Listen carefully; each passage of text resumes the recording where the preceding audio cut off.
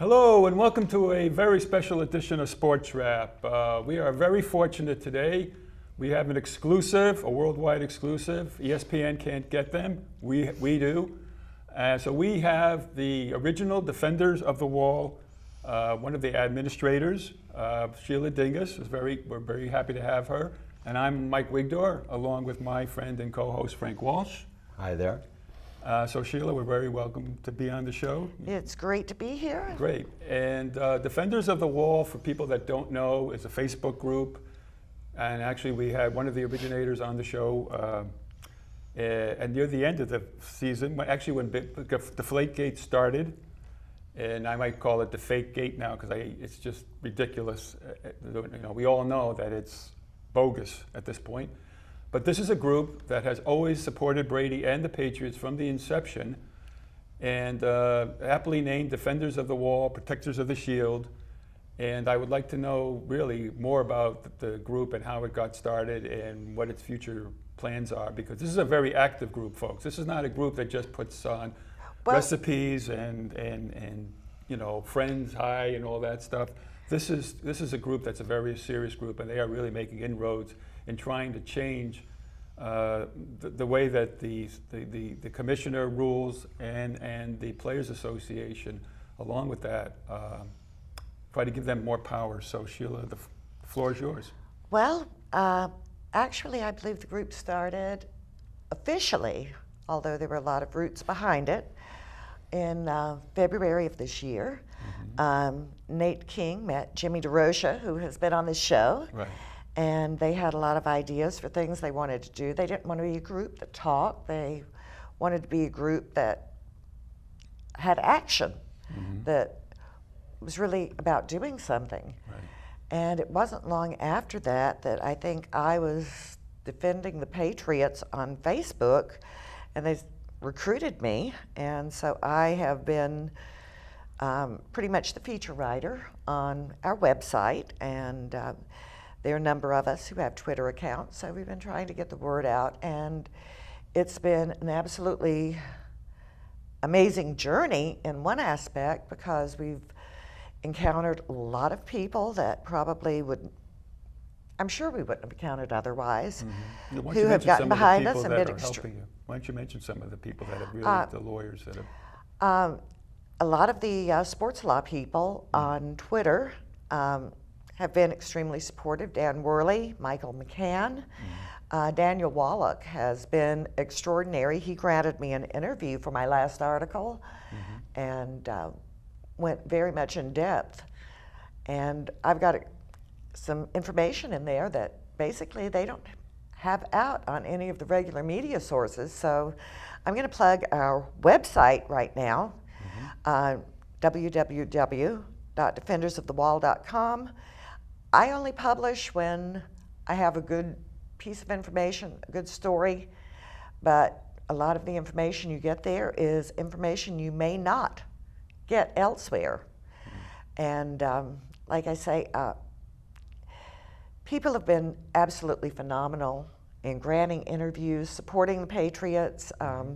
One person I'd like to mention is David Evans, who is a Boston attorney, who gave me actually my first exclusive. And then, as I said, Daniel Wallach gave me an interview for my last piece, which was on how the Brady and Peterson cases intersect. And I'd like to... Before you do that, you had some really interesting data that you showed me before the show started about the CBA and about how Goodell's influence has really rocketed and changed, right, compared to previously. Could you just maybe share some of that? Yes, this is all about the CBA. The NFLPA fell down on this one. I think it was an oversight. I don't think it was intentional, because this Article 46 of the CBA, which takes care of player discipline, has been in effect since 1968, but they haven't updated it. They haven't kept up with the times. Major League Baseball has 13 pages devoted to player discipline and grievance procedure. The NHL has 16 pages. NBA is the best. They've got 30 pages. That's by far the best CBA. Wow. And the The NFLPA negotiated 2.5 pages, and they weren't really good pages. They left a lot of broad language in there that's coming back to bite them now. Yeah, but you also have those statistics about how many people have been disciplined compared to when. Yes. Between 1925 and 2005, 36 players total were suspended. Mm-hmm. That's 80 years. And in the 10 years Roger Goodell has been in charge, 2006 through the present, we're looking at 99 player suspensions. And I'm talking not PEDs or substance abuse. If you look at that, because they're under different provisions in the CBA, the number's going to double. Wow. So in 10 years, we have 99 suspensions for on-field and conduct detrimental various discipline problems, mm-hmm. as opposed to 36 in an 80-year history. So something's gone awry. I would say so. But don't you think whatever Goodell is doing has the backing of all the billionaire boys clubs there that run the owners to some degree? Yeah. Or do you think he's doing a lot of it on his own and then saying, this is what I want to do? Well, he does the bidding of the owners. Exactly. They pay it. He has a huge salary. They pay it. He does what they want. He's their fall guy. I'd say that he's probably agrees with what he's doing, but I don't think he's alone in doing so. Okay. What about like the PED case now? I really hope that the players in the PED situation are able to hold out. The NFLPA, of course, is giving them the option because Goodell has threatened an indefinite suspension. If he were to discipline them and find them guilty under the performance-enhancing drug policy, they would face a maximum 6-game suspension. Mm-hmm. At this point, he said, until you submit to an interview, which is an interrogation, exactly, probably with a predetermined outcome, these players are facing an indefinite suspension. They're not going to be able to play. They're not going to be able to draw a salary. And it's so terribly unfair. What's the issue, though? I mean, I've been reading the issue that the issue is basically that they really don't have evidence, obviously, once again, comparable to the Brady situation, and they don't have evidence, and secondly, the person, based on this Al Jazeera report by Charlie Sly, which he recanted, right. So, the NFLPA has a leg to stand on, correct? Well, basically, I could come here on your show, yes, and I could say, I provided, let's fill in the blank, pick player. I could say, I provided these drugs to such and such player. Yeah.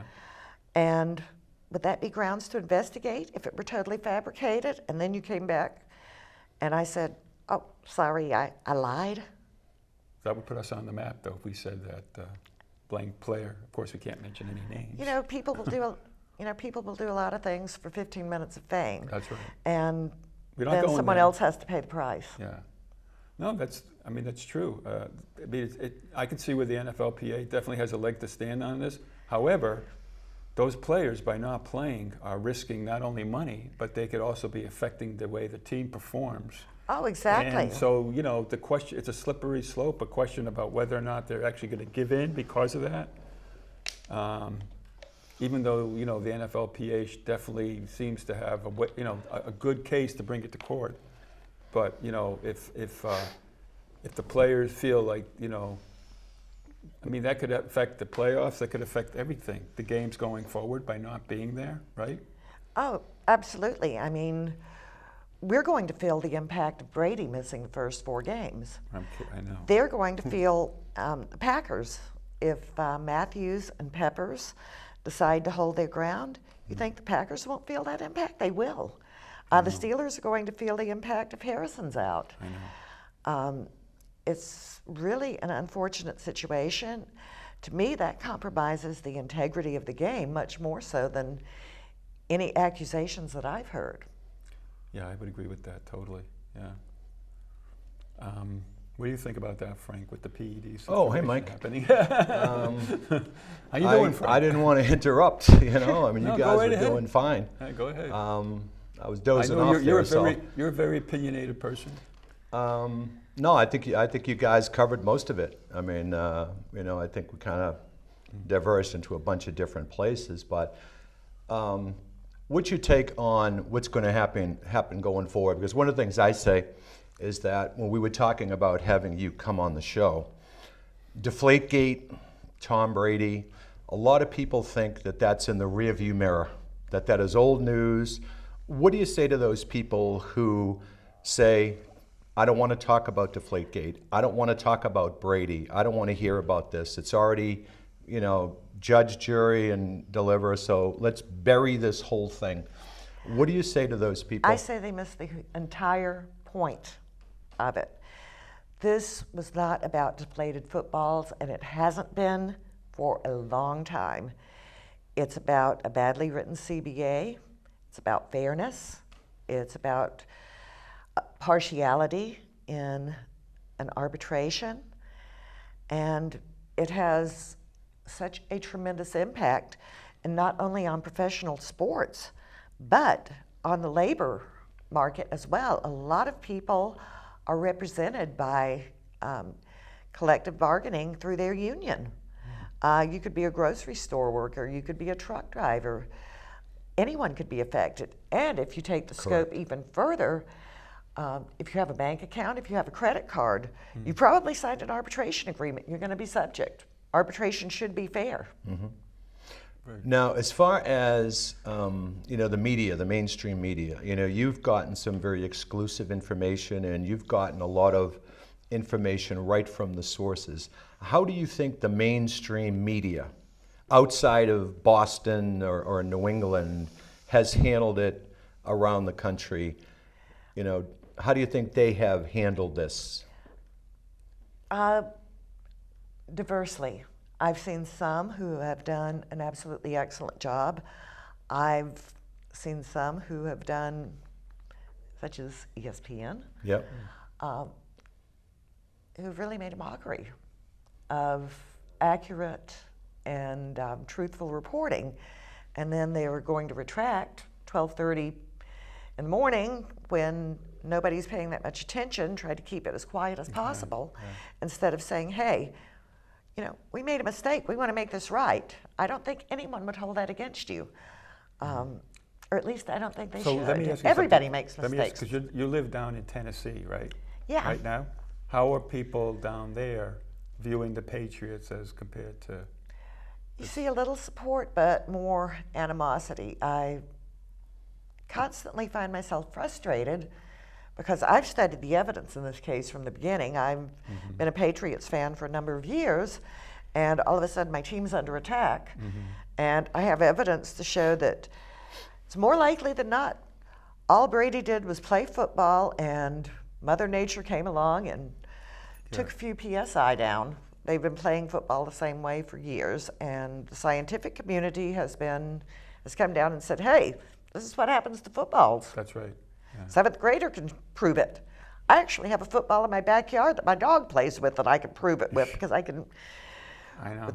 I mean, that's true because they refuse to release the PSI data, and that's still an issue. It's unbelievable. I just saw a recent article on that too. Yeah, Blandino is saying one thing, Torpid is saying another thing. Yeah. And nobody really knows the truth. How often it was tested, who recorded the test. I mean, That's right, did it they goes even back do and forth. anything? I think they probably did and didn't like what the result was, but I have never seen anything so vague and confused. That's what that's what we need. That is like almost like the Watergate. What do you call that? Back in Nixon, the Smoking gun, smoking deep gun, throat. deep throat. That's what we need. We need something that comes out. I mean, you guys have good contacts. You have to find that person. You have to find that person that's going to say, I can find that data. It goes into some file or something, right? That's what we need. I would say that's probably what guarded like Fort Knox. You're probably right. Unfortunately, Yeah. we're never going to get to the bottom of that. It's always going to be conspiracy theories after Unless, another. unless by some chance Congress took it up and ordered that data, I don't see it ever coming out. Yeah, I think, I mean, finishing up what Frank was saying, or along the lines that Frank was saying, I really think that the whole thing is that they're looking for a chance for another team to make it to the AFC East Division Finals. Yeah, They're thinking that we get Brady out, Jimmy Garoppolo, we don't know how he's going to perform. Everyone in New England is extremely optimistic. If you ask anybody here, they'll all say 3-1, maybe 4-0, maybe 2-2. Very few even say 2-2. Everyone is super optimistic. But if it goes the other way, and Brady comes back and he doesn't, even if he's on his A game, they're still going to, they have a lot of tough games coming up. Injuries play into it. I think that they were looking at it in terms of, hey, this is our best chance to make it to the playoffs and oust New England. I don't know what you think about that, but. could very well be. It definitely manipulates the outcome or potential outcome of the game. Yeah. That's what, to me, the bottom line of that whole thing is about. Now, when this whole thing started, what, a year and a half ago, what was your gut feeling? Did you think that Tom Brady had something to do with deflating the balls? And if so or if not, how has your opinion changed over time? I thought something's wrong here. They've got something wrong. There's got to be a logical explanation for this. He had no reason to cheat. He doesn't need to cheat. And look at the second half compared to the first half. Right. But that gut feeling, because, I mean, to be honest, I mean, my gut feeling was that he had to have known something. That he had to have known. Either, not necessarily that he told them to do it, but to be completely, to say that he was, like generally aware, and him saying that he was not generally aware, that is such a broad term. True. Do you think he was generally aware, and did he have any guilt whatsoever? I don't think so. You don't, really? I really don't. I mean, if you look at the scientific evidence, footballs deflate. For the entire history of football, Understood. Footballs have been deflating, and people never realized it.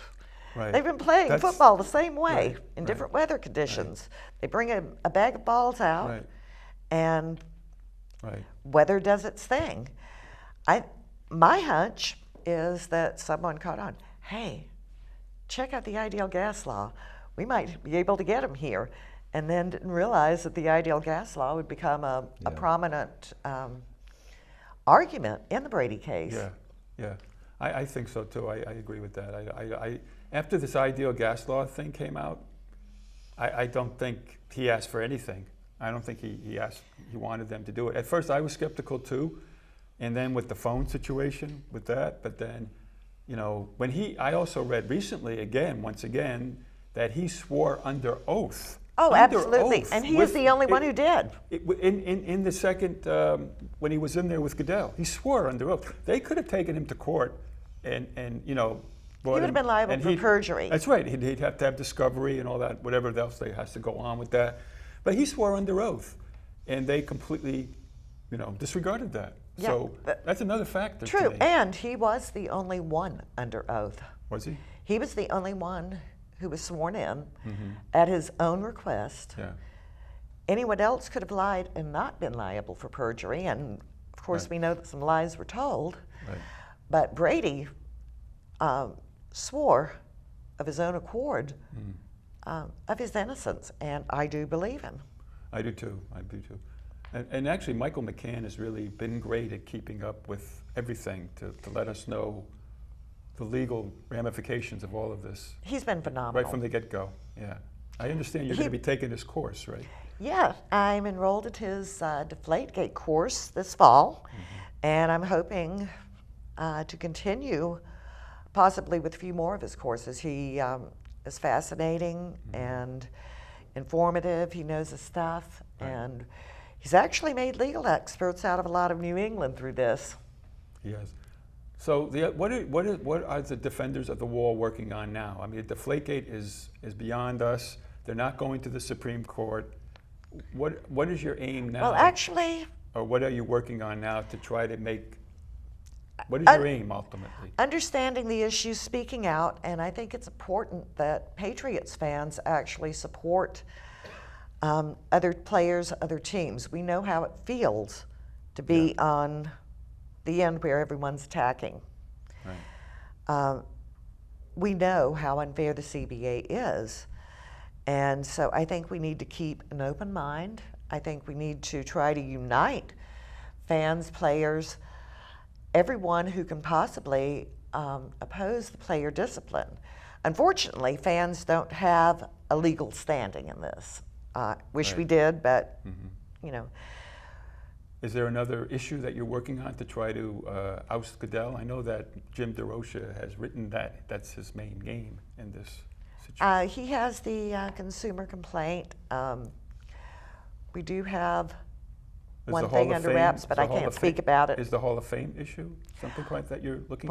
Well, actually, that's sort of separate, but it goes with NFL corruption. I think they knew for a while they weren't going to be able to play the game, and probably milked it out. Tell the audience about that game. Yeah, what's going to happen? I hate to say it, but I think the fans are probably going to get reimbursed their tickets. Michael Avenatti, the attorney who is filing the suit, has offered to settle for $450 a fan, which I think is more than reasonable. It's a challenging situation because not every fan lost equally. Some people came from shorter distances, some people came from long distances, some people spent more, some people stayed longer. And there are a few arguments that are somewhat vague as to what they spent at the concession stands, which the NFL does not get directly. But I do believe the fans have a valid gripe, and I hope that Avenatti is successful in defending those, bringing the plaintiffs' arguments to light and winning the case. He's going to have his work cut out for him. And the NFL I spoke to him this morning, and the NFL has not responded at this time. So yeah, they have till Friday, right? I think they have till Friday. That's right. And unfortunately, as we discussed, they're probably going to wind up spending more on legal fees than they would have just to settle the suit outright. Yeah. And just to clarify, what's going on is that they were supposed to play the Hall of Fame game. That's right. And didn't play it.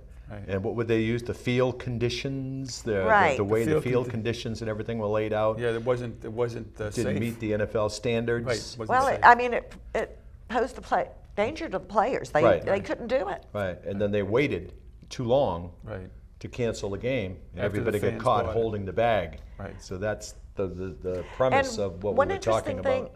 One interesting thing about this case that Avenatti might be able to use to his advantage is this doesn't have the standard disclaimer on it that a normal game ticket does. Like you might get injured and hit in the eye with an extra point. Yeah.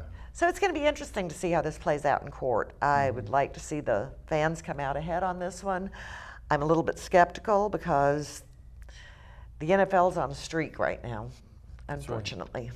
Yeah, they don't usually settle or give in right away to fans, even in the wrong. They haven't given in at all in a while. Yeah. Right. No, our show, and they're so emboldened by the Second and Eighth Circuit decisions in Brady and Peterson. They feel invincible now. I know. Well, our show has a wide reach, and I'm sure Roger Goodell and the people in the office watch our show. What if we get a phone call, or you get a phone call from Roger Goodell saying, I want to see you in my office next week, or I'm going to suspend and fine you? How are you going to handle that? Well, as me, I would say, I'd love to talk to you. If I were a player, I would be in the same position that Matthews, Peppers, and Harris and Neal find themselves in now. Go to the principal's office, bow down, cower, and he might Kiss have a his little ring, bit of you know? mercy. Right. You know, he might have a little bit of mercy if you play his game. Right. If you don't, then he's going to hit you with a disproportionate discipline that is totally unfair. And as the court precedents stand now, he doesn't have to justify that to anyone. No, that Scary. Article 46 gives him every power he wants, and he knows it. Now, is Article 46, is there any way that that can be repealed? Is there any way that people can stand up against that, repeal it, fight it? The CBA get together and say, you know, we messed up, let's correct this? They can't do anything until Only it if comes the up NFL again. would be reasonable. That ain't going to happen. They can't until they come up in like 2020. We're stuck until 2020. And There's then they're nothing gonna they have can to do in between. Right, and then they were saying that they couldn't negotiate it, but the thing is, if they do that, then one of the things the players might have to agree to is have an 18-game schedule instead of a 16. Exactly. Yeah, so they have to give in quite a bit in order to, Or a smaller share of the profits, which was the big thing the last time the CBA was negotiated. Although I think some of the players at least are starting to get scared. Hey, this maybe could happen to us. And so I really, really hope that these players will stand their ground. I know it's going to cost them. I feel horrible for these men. But I do hope they stand on principle, because this needs to be changed, and the court system is failing us right now. But it's not dead. Everyone thinks it's completely dead. It's not. There's a 1% chance that the Supreme Court could pick up the former Brady case.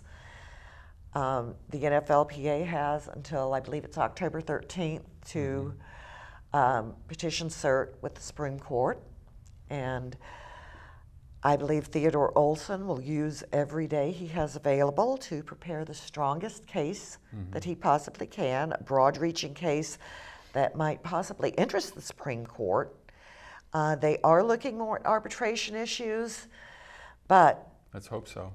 Yeah, I really hope so. I wrote an article about that in Defenders of the Wall. The last article that I wrote, actually, well, it came out after the Peterson case because there were so many parallels.